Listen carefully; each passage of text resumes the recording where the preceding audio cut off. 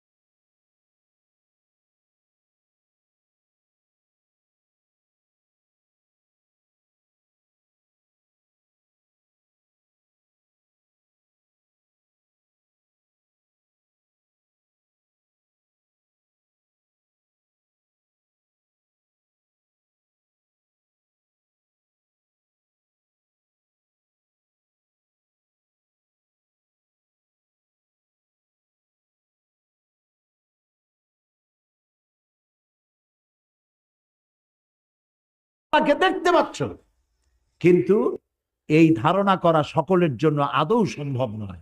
এই ধারণা যদি করতে না পারো, তাহলে অন্তত এই ধারণা করো আমি আল্লাহকে দেখতে পাচ্ছি না, কিন্তু আল্লাহ তাআলা আমাকে অবশ্যই দেখছেন। আমি যখন দাঁড়ায় গেলাম নামাজে, তখন আমি আসামি হয়ে গেলাম, হাত বান্দা। রুকুতে যখন গেলাম, তখন আরো আসামি হয়ে গেল।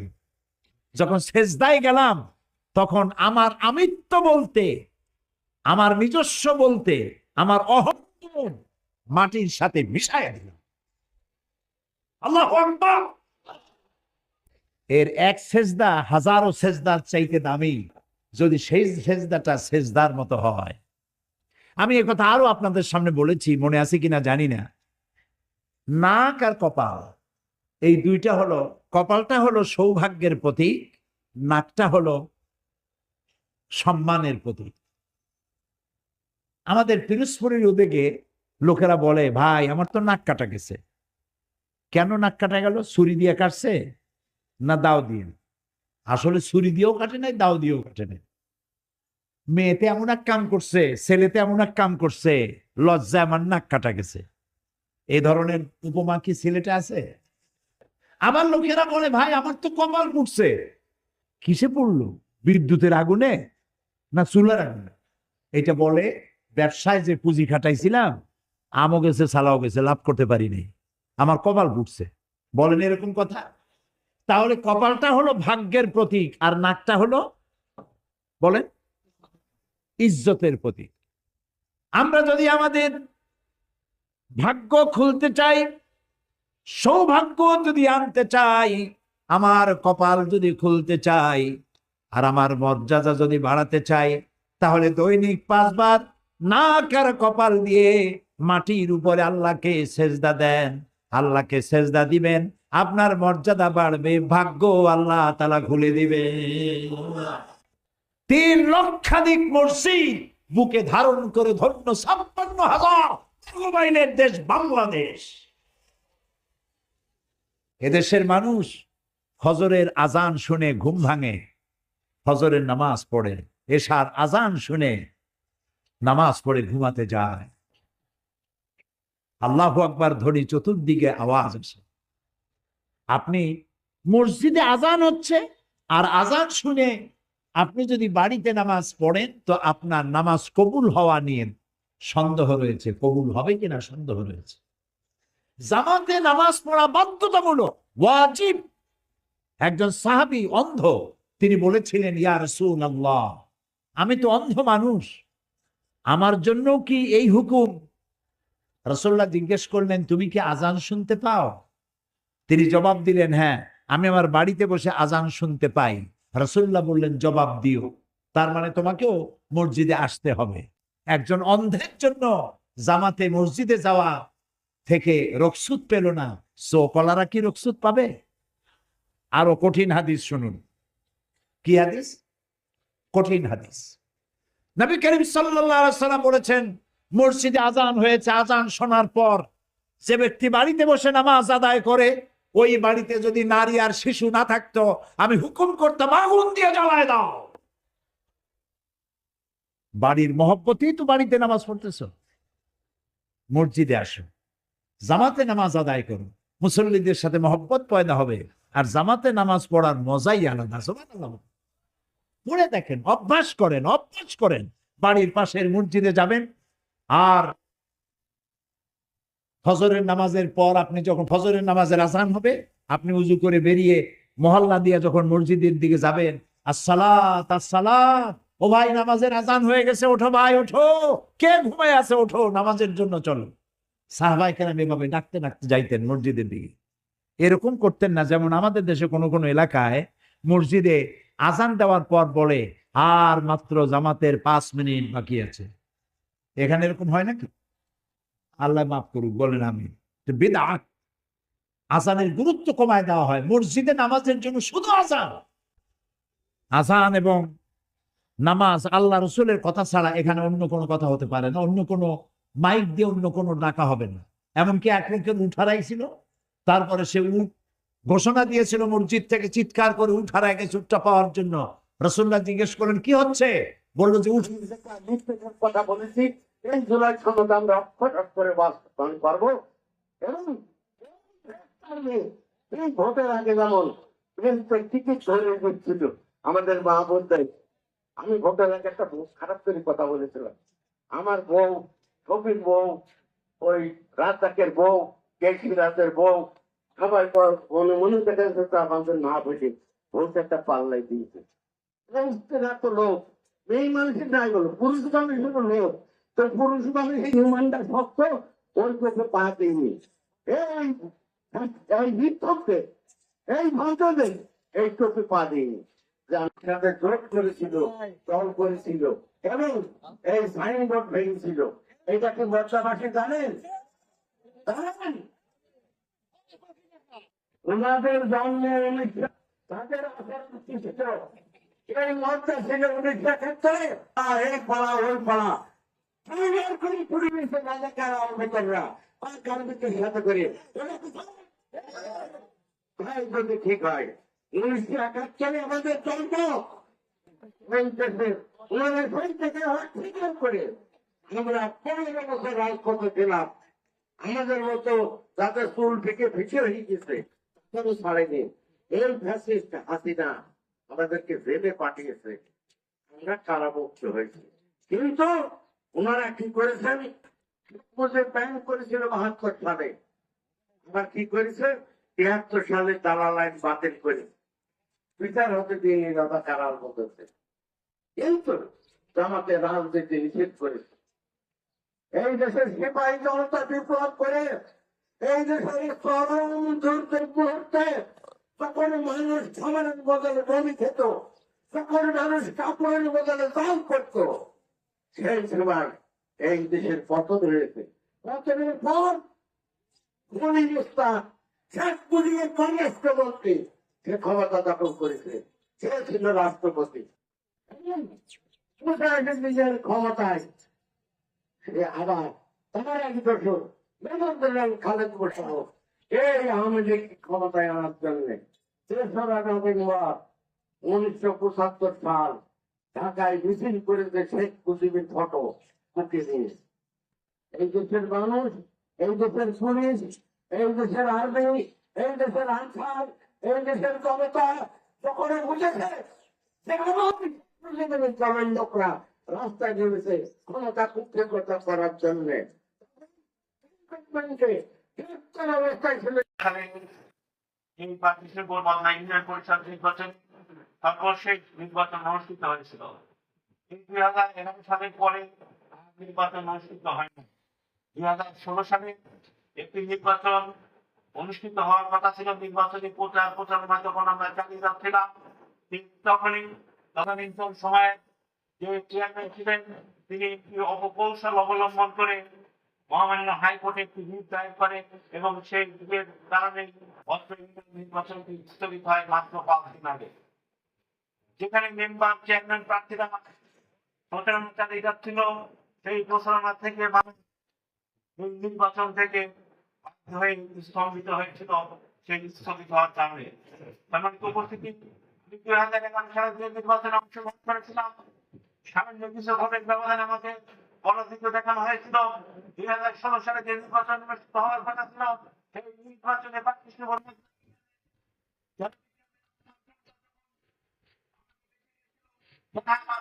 নির্বাচনী করেছিল 10 মাসে চশমা পত্রিকা বেছে নিয়েছিল। যখন তারা দেখতে পেয়েছিল যে না আমাদের পক্ষে নির্বাচনী প্রচারণায় যে হাল দেখতেছি, যে পরিস্থিতি আমরা লক্ষ্য করছি, সেই আলোকে কিন্তু আমাদের তখনই তারা হাইকোর্টে নির্বাচন স্থগিত করেছিল, যার ফলশ্রুতিতে 21 সালে এখানে নির্বাচন হয় নাই। আর 2026 সাল এখনো পর্যন্ত 16 বছর এই ইউনিয়নবাসী এই ইউনিয়ন নির্বাচন জিততে পায় না। তাই আমি আপনাদের অনুরোধ করবো এই 25 বদলা ইউনিয়নে আমি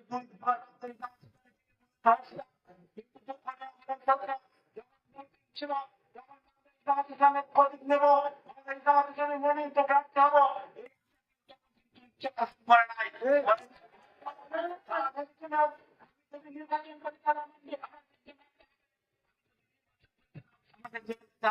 তারা চিন্তা থেকে কিন্তু কোনোদিন বলে না এটা আমি আমাদের কর্মী। পরে যখন দেশের মানুষেরা তদানীন্তন সময় সরকার খুব চাপ করে এদেশে একটা সুন্দর পরিস্থিতি সৃষ্টি হয়েছে। ঠিক সেই সময় তারা কিন্তু মাঠে ময়দানে প্রচারণা চালাচ্ছে যে আমি প্রার্থী হবো।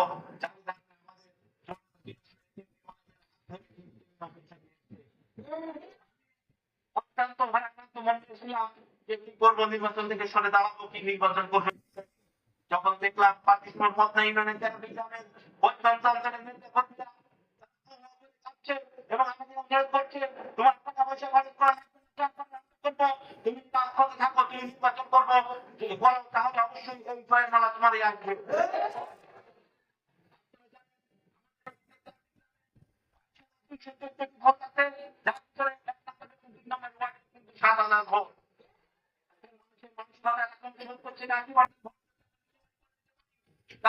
তোমার যেটা সম্ভব এইসব চিন্তা চেতনা এবং আপনাদের অনুরোধের প্রেক্ষিতে কিন্তু আমি আজকে এই নির্বাচনের মধ্যে নেমেছি। বিভিন্ন প্রতিবেশী যে সমস্ত ইউনিয়নগুলো রয়েছে, আপনার পৌরসভাগুলো রয়েছে, সেখানকার অন্যান্য দল নেতা কর্মীরা আমাদের মাঠ অনেক সুন্দর এবং অনেক ভালো। বলতে চাই আপনারা এখন থেকে সুন্দরভাবে মানুষের কাছে এবং তাদের কাছে অনুরোধ করবেন এবং আমরা নির্বাচিত হলে এই ইউনিয়নে কি করবো এই সমস্ত তারা বদনাম না করে আমরা আমাদের আদর্শ দিয়ে আমাদের নীতি নৈতিকতা কি হবে, আমরা কিভাবে বক্তব্য এই ইউনিয়নবাসী কিভাবে খেদমত করবো, এগুলো যদি আপনারা ফুটে তুলতে পারেন তাহলে অবশ্যই জয় আমাদের আসবে।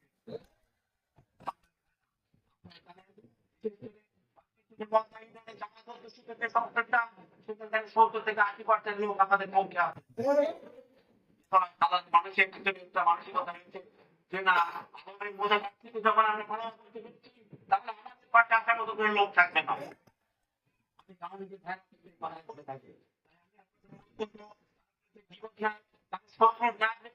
আপনারা মাঠে মাঠে কাজ করবেন এবং আমাদের জয় পালা অবশ্যই আসবে। এই আশাবাদ ব্যক্ত রেখে আমি আপনাদের সকলের সুস্বাস্থ্য কামনা করে আমি আমার সঙ্গে কথা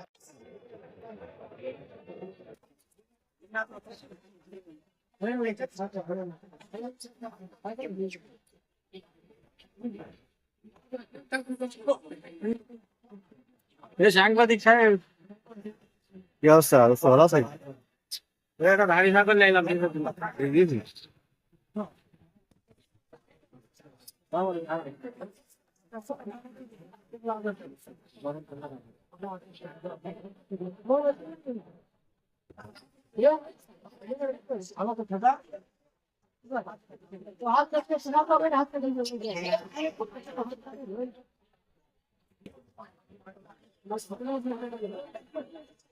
আসসালামু আলাইকুম।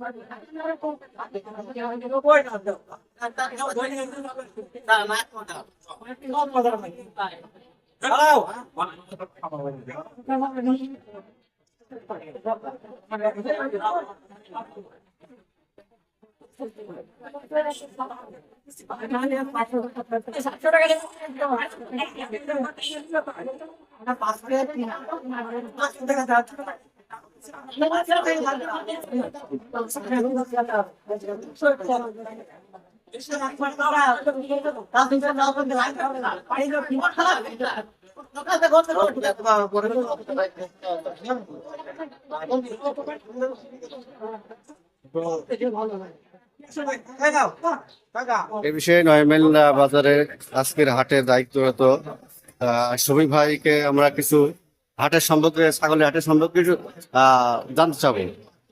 শফিক ভাই, আজকে 9 মাইলের হাটের ছাগলের বাজার সম্পর্কে একটু বলেন। আপনাদের এখানে আগের থেকে কেমন বেচা কিনা বা কেমন নিরাপত্তা এই সম্পর্কে? আলহামদুলিল্লাহ, আমাদের হাট দেওয়ার পর থেকে ইনশাল্লাহ অনেক বড় পরিসরে হাট বসছে এবং বিভিন্ন এলাকা থেকে ব্যাপারীরা খুব নিরাপদ বোধ করছে আর কি। আর সেক্ষেত্রে ব্যাপারীরাও ভালো এবং ছাগলের আমদানিও অনেক ভালো। বিভিন্ন জায়গা থেকে আপনার বিভিন্ন জায়গার ব্যাপারীরা আমাদের হাটে আসছে আর কি, তারা খুব সন্তুষ্ট আর কি, ছাগল কিনে এবং বিক্রি করে খুব সন্তুষ্ট বলতে। আগের তুলনায় ছাগল কি আপনাদের ছাগল অনেক বেশি, অনেক অন্য বার থেকে ছাগল অনেক বেশি আছে। সার্বিক নিরাপত্তা, প্রশাসনিক দিক থেকে সব দিক থেকে নিরাপত্তা দিয়ে আছে, আপনাদের কোনো সমস্যা নেই, কোনো সমস্যা নেই। আমের দাম খুবই কম যাচ্ছে, কারণ বাজার পর্যাপ্ত পরিমাণে লিচু এবং হচ্ছে ড্রাগন খাচ্ছে না গরমের জন্য, ওই জন্য আমরা এই আম কটা কিনে দেবো।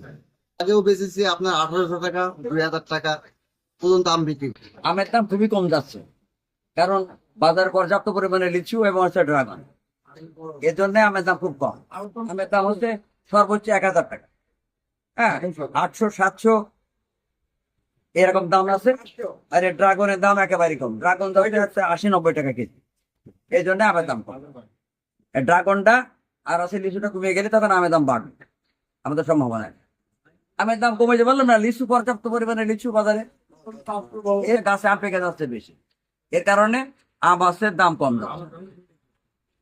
কেজি সর্বোচ্চ 25, সর্বোচ্চ 25, 20 সর্বোচ্চ 25, সর্বনিম্ন সর্বনিম্ন আছে এই যে মানে ভালো আম যেটা, ভালো আম এটা 20 টাকার নিচে নেই, 20 টাকা সর্বনিম্ন 20। এই আম কটা আমরা এখন ফেলে দেবো, বাজার কোনো কাঁচা কেনা নেই, খুব চাপের উপরে রয়েছে। এখন কি করবো, লোক জনগণ কিনছে না, খাচ্ছে না গরমের জন্য, ওই জন্য আমরা এই আম কটা কিনে দেবো। ধরুন অ্যাভারেজ এখানে 120 ক্যারেট মাল আছে, আপনার অ্যাভারেজ 1000 টাকা ক্যারেট হলে 1,20,000 টাকা লক্ষ ক্ষতি লস হবে। এখন কাজ কাম খেপে ঢিও, বেচা কিনা ধরেন কম, বেচা কিনা কম, চারিদিকে মাল আমদানি বেশি, বেচেন অত্যন্ত গরমে মনে করেন যে আমাদের দেহই গলে যাচ্ছে, এর ফলে দেওয়ার কি হতে পারে, কাজ কাম চলছে না, কাজ কাম খুব ঢিল, আমাদের সংসার চালানো খুবই কষ্ট। বেচা কেনা হলে বেচা কিনা হলে আমাদের একটু সংসার এখানে, কারণ আমরা এখানে লেবারে কর্ম করি, আমরা কর্মস্থানে লেবারে কর্ম করে খাই, এই ধরেন যাও জোটে ডাল ভাতের তাই খাই, এখানে গেলে যে তোদের আমার 100 কেজি মাল মনে কর যখন চলে যাবে নদীতে, তাহলে আমাদের এই টাকাটা তো পাবো না, কারণ আমার বেতনটা না দিলে কি খাবো। খুব চাপ আমের সারা বাংলাদেশে, একটু মাঝে একটু আবহাওয়াটা জন্য মালটা অনেকে ফুটপাতে বেচা কেনা করলে পারে, আপনারা অনেকে ফুটপাতে বেচতে পারেনি, তারপরেও আমটা আপনার খুব অতিরিক্ত গরমের চাপের জন্য এই আমটা বেচা কিনা একটু কম। তারপরে আপনার ধরেছেন 12 বাজার 13 বাজারের মাল উঠে বুঝেছে, তারপর রাজশাহীর মাল কিছু কিছু উঠে বুঝেছে, ওই জন্য আমাদের চুয়াডাঙ্গা জেলার আমটা একটু চাহিদা একটু কম, বুঝলেন। চুয়াডাঙ্গা আমের বাজারে বর্তমানে খুবই খারাপ অবস্থা, আম বিক্রি নেই, 700-800 টাকা মাল, আর এমনি খরিদ্দার খুব কম, আজকের দিন খরিদ্দার বেশি, সব আমি প্রায় নষ্ট হচ্ছে, ঠিক আছে। সারা বাংলাদেশের চাপ একবারে গরমের কারণে সব আম পেকে যাচ্ছে, এই কারণে সারা বাংলাদেশে একই অবস্থা, অন্যান্য জায়গায় চাপ বেশি, আমাদের চুয়াডাঙ্গা একই চাপ, এই কারণে দাম মনে করেন কম। যে পরিমাণ যে দামে আম বিক্রি হচ্ছে, এটি চাষি শেষ, যারা আমের চাষ করে, যারা আমের বাগানের ব্যবসা করে, তারা মনে করেন শেষ হয়ে যাবে, তবে জীবন যৌবন বন্ধ শেষ হয়ে যাবে। সুতরাং এত অর্থনৈতিক অবস্থা খারাপ। কেমন দাম এখন আমের? আম যেমন মনে করেন এই সময় যে আমগুলো 1600, 1700, 1800 মন বেশি, এগুলো 700, 800, 600 এরকম বেচা কেনা। কেজি পড়ছে কত করে? 600 টাকা হলে 15 টাকা কেজি, 800 হলে 20 টাকা কেজি, 20 টাকা কেজি। এই অবস্থা। কিরকম আমের চাপ বেশি, যার কারণে আম বেচা কেনা কম, বিদায় আমের দাম একটু কম। ঠিক আছে। আমের বাজার বর্তমানে অনেক কম। আমরা ঈদের আগেও বেচেছি আপনার 1800 টাকা 2000 টাকা পর্যন্ত আম বিক্রি করেছি। ঈদের 2-3 দিন এই বাজারটা ছিল, আজ গত তিন দিন মতোই বাজার একেবারে কম। হিমসাগর বিক্রি হচ্ছে 600 থেকে, সর্বোচ্চ ভালোটা আপনার 700 টাকা হিমসাগর বড়, যেটা 3 কেজি সেটা 700-750 টাকা, এর ঊর্ধ্বে আর যাচ্ছে না। আর যেগুলো আটি সেগুলো ক্যারেট থেকে বিক্রি হচ্ছে 100 টাকা 150 টাকা ক্যারেট। আমের অবস্থা খুবই খারাপ আমাদের কাছে। যেটা বিক্রি করছে আমরা বর্তমানে 130 টাকা 40 টাকা ন্যাচারাল, আর যেটা টনিক বলে সেটা আপনার 80 টাকা 90 টাকা। ড্রাগন